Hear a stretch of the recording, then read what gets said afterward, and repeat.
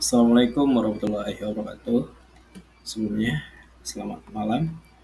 Dan juga terima kasih kepada Ibu Dr. Andos Nora Eka Putri SIPM SI selaku dosen pengampu dari mata kuliah Keuangan Negara.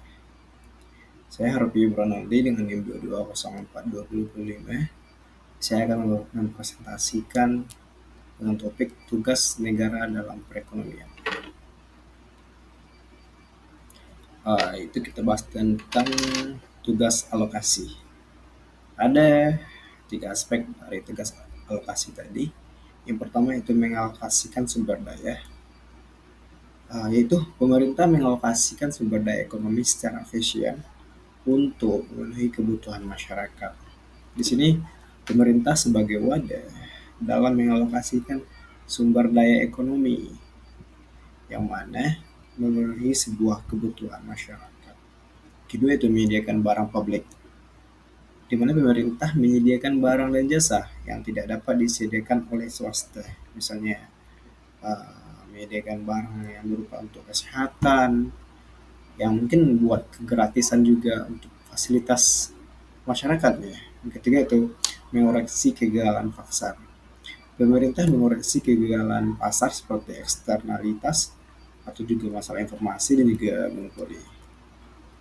Yang kedua itu tugas distribusi. Redistribusi pendapatan. Pemerintah melakukan redistribusi pendapatan melalui kebijakan, pajak, dan juga transformasi sosial.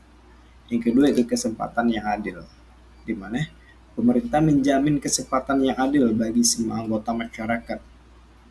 Ya, tidak menimbang tumbang tindih antara ya dari jabatan yang lebih tinggi juga atau dari jabatan yang lebih rendah, sehingga menyebabkan adanya kecenggangan antara penerimaan jalur kesehatan yang mungkin membuat kecenggangan bagi masyarakat itu sendiri. Yang ketiga itu akses ke layanan dasar, di mana pemerintah menyediakan akses universal ke layanan dasar seperti pendidikan dan juga kesehatan.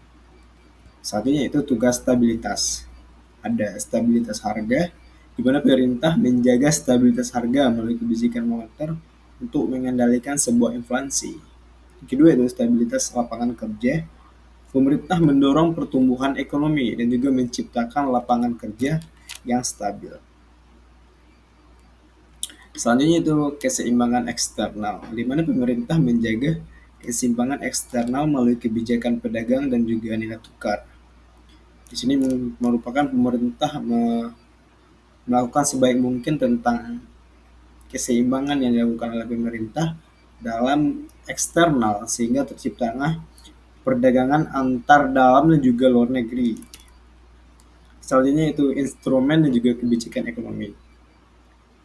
Ada tiga aspek di sini yang perlu kita ketahui dalam instrumen kebijakan ekonomi. Yang pertama itu kebijakan fiskal, di mana pemerintah melakukan pengaturan dan juga pengeluaran pemerintah, yang mana itu merupakan sebuah kebijakan yang harus ditaati oleh masyarakat nantinya, seperti kebijakan peraturan perundang-undangan, juga peraturan tentang bagaimana cara kita berkendara. Nah, itu perlu dibahas dan juga disepakati oleh masyarakat nantinya.